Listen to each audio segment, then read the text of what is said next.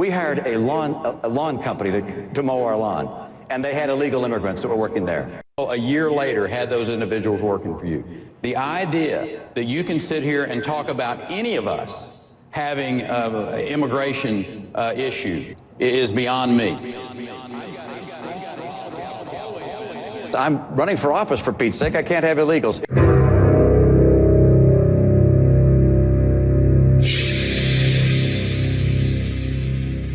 I want to take some time to show you all this, just in case you didn't know or you forgot the laws that establish and govern our nation. I want to point this out as we now have a new felon for President of the United States. This felon promised that he would commit to a nationwide expulsion of catching and deporting illegal and undocumented people from our great nation. He used fear as a Republican and common practice that they constantly use to draw up support from their Republican base to get rid of all undocumented workers in the U.S. But wait a minute. This is just shining keys dangling in front of your face so that you don't see or realize what is actually going on. Yes, I do agree that millions or even thousands of undocumented people entering this country is unlawful and unfair to those that came here legally and are waiting to become legal citizens. But I ask you, what about the companies that knowingly hire them and use them for cheap labor, and knowing that they will not say a word about the conditions and treatment that they receive from their employers? Now, with the only two promises that the felon in charge made to the American people that he would actually keep is number one, he will free all of the insurrectionists that stormed the Capitol and injured American police officers. And number two, start the deportation process. The felon actually kept those two promises. But now, there is a massive pushback from these companies that hired them and used them like slave labor. And for reference that I spoke about earlier that you may have not known or forgot, here is the actual law that you can Google and look it up for yourself. The United States Citizenship and Immigration Services, USCIS, describes this law. IRCA prohibits employers from hiring and employing an individual in the U.S. knowing that the individual is not authorized for such employment. In addition, employers are required to refuse to hire or terminate an undocumented worker once they have evidence that they do not have valid work authorization. Federal law makes it illegal for employers to knowingly hire or continue to employ undocumented workers. So, how many illegal immigrants are employed in the United States, you ask?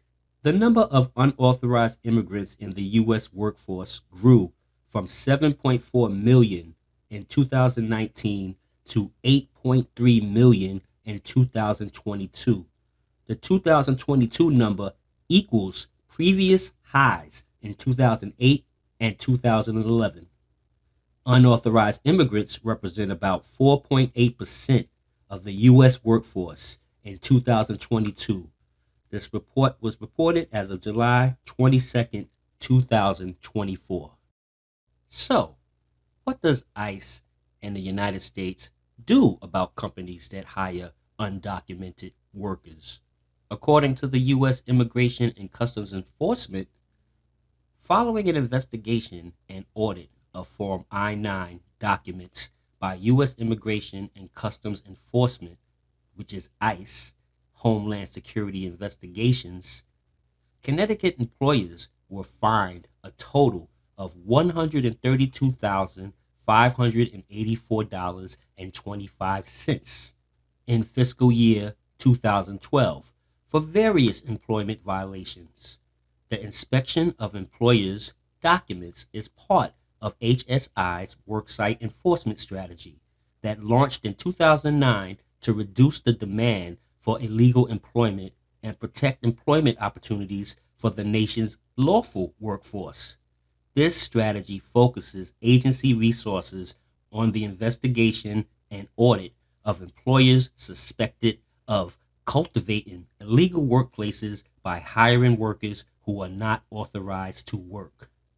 Employers are required to complete and retain a Form I-9 for each individual they hire. This form requires employers to review and record the individual's identity and employment eligibility documents and determine whether the documents reasonably appears to be genuine and related to the individual. Additionally, an employer must ensure that the employee provides certain information regarding his or her eligibility to work on the Form I-9. Now, based off of that, let me tell you some personal information on what I experienced. My boy, his name is Greg, and he's a white guy. So I do have some white friends, wink, wink. Look at my African American over here. Look at him. His brother owned a construction company. And I used to go to the site and see what's going on and sit around and chat with Greg. But Greg had to leave the site one day because he said he had to take 5 of his employees down to the Social Security Department and get them a Social Security card. And these were 5 illegal immigrants. Lo and behold, they came back, all with one Social Security number assigned to all of them. So, how did he manage to pull this off? He wouldn't explain that to me. But I would think that someone down in the Social Security Department was in on it. So this goes all the way up to our government's institutions because they needed to cash their check. So they were issued a Social Security number, the same number, to 5 different individuals. So, who are these companies and what happened to them when they got caught with their hand in the cookie jar? Fines in Connecticut in fiscal year 2012 include Acronym Masonry Incorporated of Middlefield was fined $4,500. Calabro Cheese Corp of East Haven was fined $45,000. Contour Landscaping Company Incorporated of Stamford was fined $8,104. Gourmet Heaven Incorporated of New Haven was fined $5,891. John J. Macy Company Incorporated of Bridgeport was fined $3,276. Kingswood Kitchens Company Incorporated of Danbury was fined $12,000.